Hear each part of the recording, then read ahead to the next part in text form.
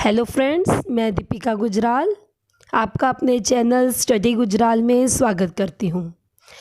आज मैं आपको BA second semester elective Hindi में से राम लक्ष्मण परशुराम संवाद कराने जा रही हूँ। राम लक्ष्मण परशुराम संवाद श्री रामचरितमानस के बाल्यकांड से लिए गए हैं। राम लक्ष्मण परशुराम संवाद में श्री राम जी के द्वारा सीता स्वयंवर के समय शिव के धनुष भंग के बाद मुनि परशुराम जी क्रोधित हो जाते हैं। मुनि परशुराम को जब यह समाचार मिला कि शिव धनुष खंडित कर दिया गया है तो वह बहुत क्रोधित हुए। उनके क्रोध को देखकर श्री राम जी ने विनय पूर्वक मुनि से कहा कि शिव जी के धनुष को तोड़ने वाला तो उनका कोई दास ही होगा। श्री राम जी विवेकी हैं, वह मर्यादा पुरुषोत्तम राम हैं, वह सभी से विनय पूर्वक बात करते हैं। जब श्री राम ने कहा कि उनके दास ने ही धनुष तोड़ा है तो मुनि ने गुस्से में भरकर कहा कि सेवक वह होता है जो सेवा का काम करे। जिसने शिव जी के धनुष को तोड़ा वह कोई सेवक नहीं हो सकता, अपितु शत्रु ही हो सकता है। यदि उसने स्वयं को वहाँ उपस्थित राज समाज से अलग नहीं किया तो मैं सभी राजा यहाँ पर मारे जाएंगे। यह सुनकर लक्ष्मण ने कहा कि उनको लड़कपन में अनेक धनुष तोड़े हैं, पर तब तो उन्होंने ऐसा गुस्सा नहीं किया। तो मुनि और क्रोधित हो गए। मुनि ने यह सुनकर क्रोध में लक्ष्मण को दुत्कारते हुए कहा कि क्या उन्हें शिव धनुष एक आम धनुष के समान प्रतीत होता है?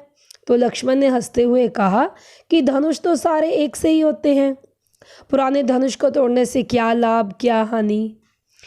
श्री राम ने तो उस पुराने धनुष को बस छुआ ही था और वह टूट गया। इतना सुनकर मुनि और क्रोधित हो गए। गुस्से में भरकर परशुराम ने कहा कि वे उसे बालक समझकर नहीं मार रहे हैं। वे केवल मुनि ही नहीं थे बल्कि बाल ब्रह्मचारी और अत्यंत क्रोधी थे। वे क्षत्रिय कुल के शत्रु के रूप में प्रसिद्ध थे। उनका फरसा बड़ा भयानक था। लक्ष्मण ने हंसते हुए मुनि का मजाक उड़ाया और कहा कि कमजोर तो वे भी नहीं थे, वह तो उन्हें ब्राह्मण समझकर, यज्ञ करने वाले समझकर अपने क्रोध को रोककर उन्हें सहारते थे, क्योंकि ब्राह्मण, भगत और गौ पर उनके कुल में वीरता नहीं दिखाई जाती। इन्हें मारने से पाप लगता है और इनसे हार जाने पर अपयश मिलता है। वैसे मुनिवर का एक एक शब्द करोड़ों वर्जों के समान था। उन्हें किसी अस्त्र शस्त्र को धारण करने की कोई आवश्यकता नहीं थी, क्योंकि मुनि का क्रोध ही बहुत था। परशुराम ने यह सुनकर गुरु विश्वामित्र से कहा कि लक्ष्मण बड़ा कुबुद्धि और दुष्ट है, इसे रोकना चाहिए। यदि तुमने इसे ना रोका तो मैं इसे मार दूंगा। वह तो सूर्यवंश का कलंक है, जिसे वह क्षण भर बाद अपने कुल्हाड़े से काट डालेंगे। यदि वे उसे बचाना चाहते हैं तो उसे समझा बुझाकर ऐसा बोलने से रोकना चाहिए।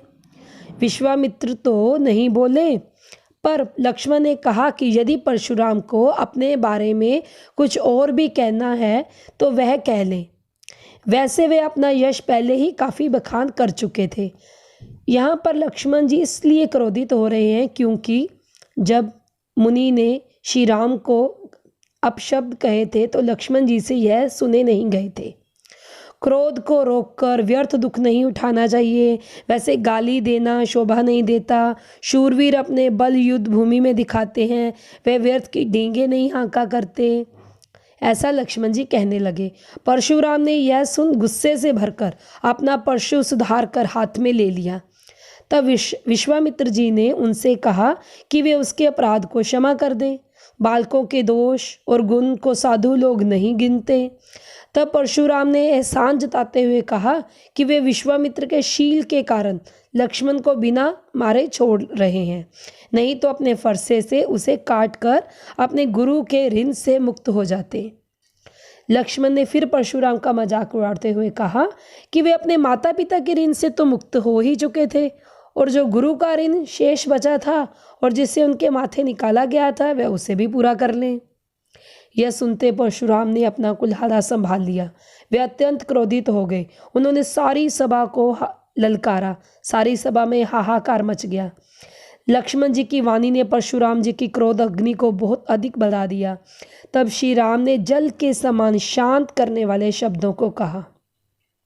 वे केवल युद्ध में ही लड़ने वालों से लड़ते हैं। क्षत्रियों का कर्तव्य ही युद्ध करना है। श्री राम जी ने अपने वचनों से उनकी बधाई की, परशुराम जी को नमस्कार किया और उन्हें सच्चा राह दिखाकर उनका क्रोध शांत किया। श्री राम जी के शब्दों को सुनकर परशुराम जी का क्रोध मिट गया। इस प्रकार राम लक्ष्मण परशुराम संवाद में हम यह देखते हैं कि मुनि किस प्रकार क्रोधित हैं। श्री राम जी विवेकी हैं। लक्ष्मण जी अपने भ्राता श्री राम जी के विरुद्ध कुछ नहीं सुन पाते, इसलिए वे मुनि को बातें सुनाते हैं। मुनि अधिक क्रोधित हो जाते हैं। विश्वामित्र जी उनका क्रोध शांत करने का प्रयत्न करते हैं और श्री राम जी के मधुर वचन से, उनकी मुस्कुराहट से, उनके नमस्कार भावना से परशुराम जी का क्रोध शांत हो जाता है।